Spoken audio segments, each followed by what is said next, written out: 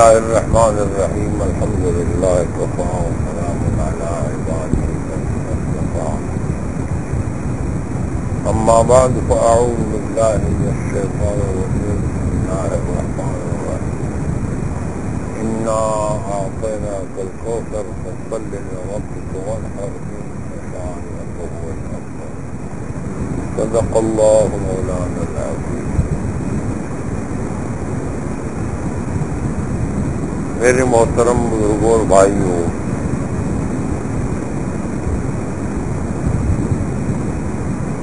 اس مختصر سی صورت میں اللہ تعالی جل جلالہ عم نوالہ نے دنیا کو یہ سبق سکھایا ہے کہ جو اہل حق ہوتے ہیں جب وہ اپنے مشن پر ڈٹ جاتے ہیں اور وہ ان کے ساتھ کردار بھی ہو تو اللہ تعالی جل جلالہ عم نوالہ ان کو سرخرو فرماتے ہیں، اور وہ صرف یہ نہیں کہ اس کی زندگی میں سرخروئی ہوتی ہے بلکہ موت کے بعد بھی وہ سرخرو ہوتے ہیں اور قیامت تک سرخرو ہوتے ہیں۔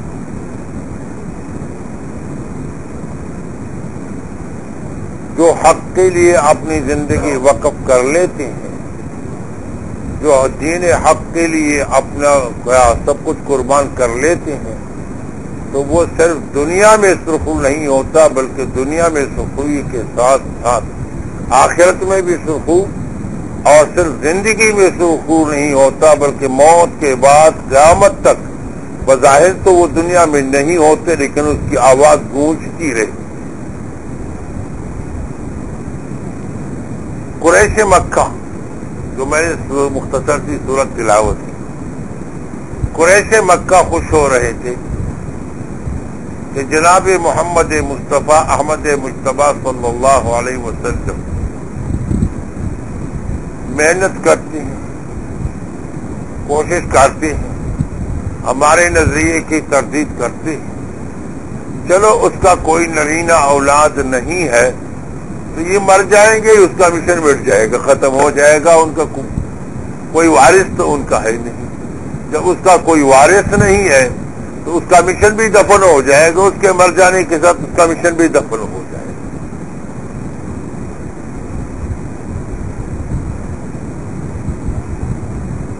اللہ تعالی نے یہ بتا دیا کہ نہیں، تم دفن ہوں گے، تمہارا نام و نشان بھی مٹے گا اور محمد مصطفیٰ صلی اللہ علیہ وسلم کا نام زندہ رہے گا۔ انا اعطیناک الکوثر، ہم نے تمہیں کوثر عطا کیا۔ کوثر کی ایک تعریف تو یہ ہے کہ حوض کوثر مراد ہے، اور ایک تعریف بعض مفسرین نے یوں لکھا ہے کہ ہم نے آپ کو خیر کثیر عطا فرمایا ہے۔ خیر کثیر میں حوض کوثر بھی آیا، خیر کثیر میں علوم نبوت بھی آئے، خیر کثیر میں دنیا اور آخرت کی عزتیں بھی آئی۔ خیر کثیر ایک ایسا لفظ ہے کہ میں نے تمہیں، اللہ فرماتا انا اعطیناک الکوثر، ایک تفسیر یہ ہے کہ ہم نے یا رسول اللہ تمہیں خیر کثیر عطا فرمایا ہے۔ تو خیر کثیر میں یہ ساری چیزیں آ گئی، دنیا کی عزت بھی آ گئی، آخرت کی عزت بھی آ گئی، دنیا کا جاؤ جلال بھی آ گیا، آخرت کی کامیابی بھی آ گئی، اور مستقبل میں نام کا زندہ اور تابندہ رہ جانا بھی آ گیا۔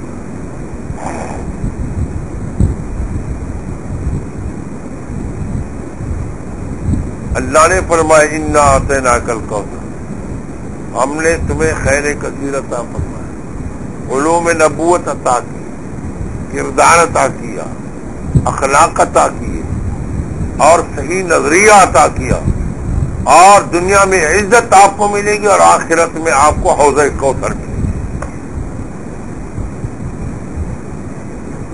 دنیا میں جیسے تو آپ روحانیت سے لوگوں کو سیراب کر رہے ہیں تو آخرت میں آپ حوض کوثر سے لوگوں کو سیراب کرو. خیر کثیر ہوتا ہے. وصلی لربک وانحر. جب میں نے تیرے ساتھ احسان کر لیا، خیر کثیر عطا کیا، آخرت میں حوض کوثر کا انچارج بنا دیا، اور دنیا میں علوم نبوت اور فیضان نبوت کا مرکز بنا دیا، اور خاتم الانبیاء بنا دیا، وصلی لربک، تو اللہ کے لیے عبادت کر، اللہ کے لیے نماز پڑھ، وصلی لربک، اللہ کے لیے پڑھ، وانحر، اور قربانی بھی کرنا ہے. عبادت بھی اور قربانی بھی. سن لو بڑی عجیب. قرآن کریم کے ایک ایک لفظ میں بڑا سبق ہوتا ہے. اللہ ہمیں قرآن کی سمجھ عطا فرما. اللہ ہمیں قرآن کی سمجھ عطا فرما. ایک ایک لفظ میں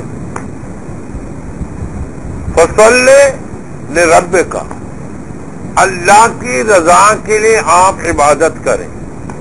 فصلی لربک، اللہ کی رضا کے لیے عبادت کریں. ایک بات وانحر، اور قربانی بھی دیا. قربانی سے بکرا ذبح کرنا خالی مراد نہیں ہے.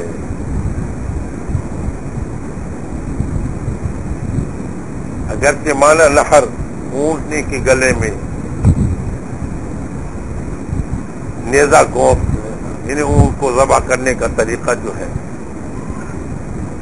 بظاہر اسی قربانی کو کہتے ہیں، لیکن اسی قربانی کے پس منظر میں کیا کیا مضمرات ہیں. یہ قربانی جو آئی ہے ابراہیم علیہ السلام کی قربانی کی یاد ہے. اس قربانی سے مقصد یہ ہے کہ تم اس مشن کو جاری رکھو، قربانی کو. اس سے ابراہیم علیہ السلام کی قربانی کی یاد تازہ ہوگی، اور یہ تصور قوم کو دینا ہوگا کہ جیسے ابراہیم علیہ نبینا علیہ التحیات و تسلیمات کو حکم ہوا کہ اولاد کو چھٹیل میدان میں ڈال دو، بیوی کو بھی ڈال دو، اور بیٹے کو بھی ڈال دو، تو ابراہیم علیہ السلام نے قربانی دے دی، دو گئے چھٹیل میدان میں ڈال دو. بیوی آئی، ہمیں یہاں چٹیل میدان میں پہاڑیوں میں چھوڑ رہے ہو، کوئی نہیں لگ سکتا، آبان ہے، آبادی نہیں، کچھ نہیں، پانی نہیں، کھانے پینے کا نظام نہیں. یا یہ اللہ کا حکم ہے یا آپ خود چھوڑ رہے ہیں؟ بیوی کہنے لگی تو حضرت ابراہیم علیہ السلام نے فرمایا اللہ کا حکم ہے. کہنے کا پھر چلو اجازت ہے، فکر نہ کرنا، جس کے حکم پر آپ ہمیں چھوڑ رہے ہیں وہی ہمارا انتظام کرے گا. بیوی کا ایمان دیکھو.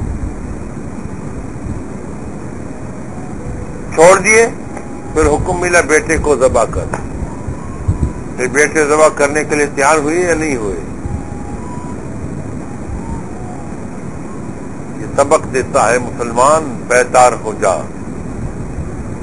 تم نے عبادت بھی کرنا ہے، تم نے مجاہد بھی بننا ہے. فصلی لربک وانحر. اسلام میں رہبانیت نہیں ہے. عیسائیت نے تقسیم کر لی کہ حکومت ایک کی اور مسجد کا پادری کی.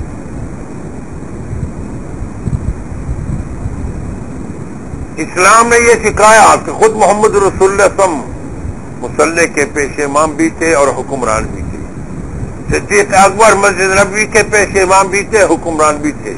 حضرت عمر مسجد نبوی کے پیش امام بھی تھے، حکمران بھی تھے. حضرت علی رضی اللہ تعالیٰ مسجد کے حکمران بھی تھے، امام بھی تھے اور حکمران بھی تھے. حضرت معاویہ رضی اللہ تعالیٰ مسجد کے امام بھی تھے اور حکمران بھی تھے. جو حکمران ہوتا وہ پیش امام بھی ہوتا، اور جو پیش امام ہوتا وہ حکمران بھی ہوتا. اس اسلام میں یہ تقسیم نہیں ہے.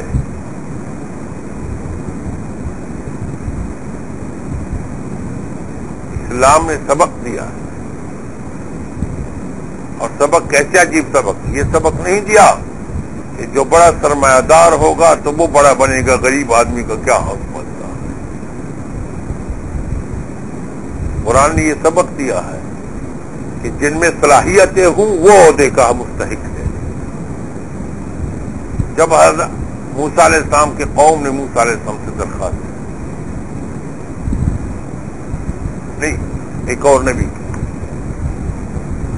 نبی کے دور کی بات ہے. جب اس نبی کے دور میں اس سے مطالبہ کیا کہ ہم جہاد لڑ رہے ہیں، حضرت داؤد علیہ السلام چھوٹے ینگ تھے اس وقت، غالباً شمویل علیہ السلام کا دور. جب ان سے مطالبہ کیا گیا کہ ہم لڑائی لڑ رہے ہیں بنی اسرائیل نے، ہم جہاد کے لیے تیار ہیں، ہمارے لیے سربراہ ہونا چاہیے، تو اللہ نے حضرت طالوت کو سربراہ بنا دیا. قرآن کریم کے اندر واقعہ ہے، ہوائی کہانی کسی نہیں سنا. طالوت کو اللہ تعالیٰ نے سربراہ بنا دیا کہ یہ تمہارا سربراہ ہو. ان لوگوں نے یہی سوال اٹھایا کہ یہ تو نہ سرمایہ دار ہے نہ قومدار ہے، تو آپ نے اس کو کیسے سربراہ بنا؟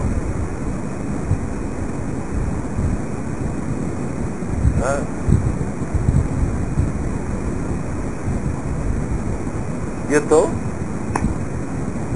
یا اللہ آپ نے اس کو کیسے اپنے دور کے نبی سے فرمایا؟ کہنے لگے بنی اسرائیل یہود کہنے لگے یہ تم نے سربراہ بنا دیا.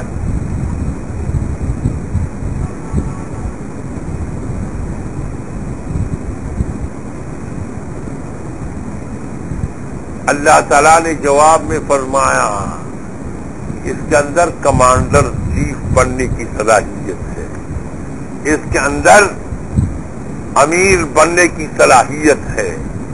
کیوں؟ خدا نے اس کو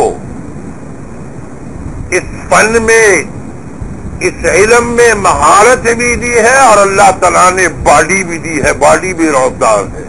بسطن فی العلم والجسم، اللہ نے جسم میں بھی کھلا دیا ہے، جسم بھی اس کا کھلا ہوا ہے.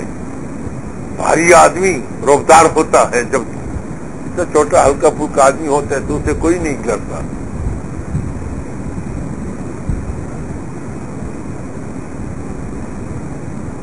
مثال کے طور پر سمجھانے کے لیے کہ مرد ایک مدرسے میں بندہ ناظم تھا کسی زمانے میں. ایک طالب علم تھے، مضبوط تھے باڈی سے، ایک استاد کے ساتھ آئے تھے.